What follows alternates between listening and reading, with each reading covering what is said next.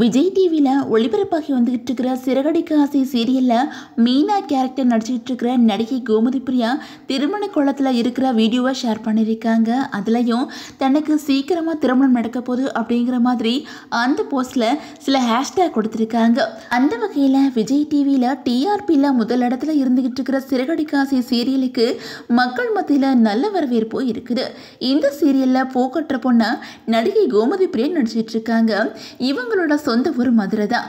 மதுரையில் நடுத்தர குடும்பத்தை சேர்ந்த கோமதி பிரியா சென்னையில் படிக்க போயிருந்த நேரத்தில் தன்னோட குடும்ப சூழ்நிலை காரணமாக பகுதி நேரமாக வேலை பார்த்துட்டு இருந்திருக்காங்க. காலேஜ் படிச்சுட்டு இருக்கும்போது விஜய் டிவி நிகழ்ச்சியில் ஆடியன்ஸாக கலந்துக்கிட்டாங்க. அதுக்கப்புறம் சில ஆடிஷனில் கலந்துக்கும் போது தான் இவங்களுக்கு சீரியலில் நடிக்க வாய்ப்பு கிடைச்சிருக்குது.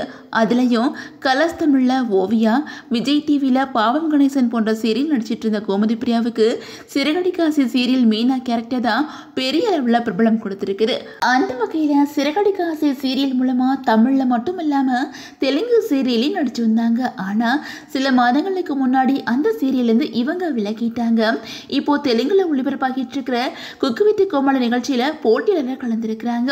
அதே நேரம் சோசியல் மீடியாவிலையும் பயங்கர ஆக்டிவாக இருக்கிற கோமதி பிரியா தான் கோவிலுக்கு போகிற ஃபோட்டோஸ், சுற்றுலா போகிற ஃபோட்டோஸ் அண்ட் வீடியோஸை ஷேர் பண்ணி வந்துட்டு இருக்காங்க. இந்த நிலையில் நேற்று அவங்க கிறிஸ்துவ முறையில் மணப்பெண் குளத்தில் இருக்கிற சில வீடியோஸை ஷேர் பண்ணியிருந்தாங்க. அதில் கிறிஸ்துவ பிரைடல் மேக்கப் பிடிச்சிருக்குதா அல்லது கவுன் பிடிச்சிருக்குதா அப்படின்னு சொல்லிட்டு ஓட்டிங்குமே வச்சுருந்தாங்க. அதே மாதிரி மணப்பெண், குட் நியூஸ், பிளஸ்ஸிங், சீக்கிரமாக திருமணம் அப்படிங்கிற மாதிரி ஹேஷ்டேக்கை அதில் ஷேர் பண்ணியிருக்காங்க.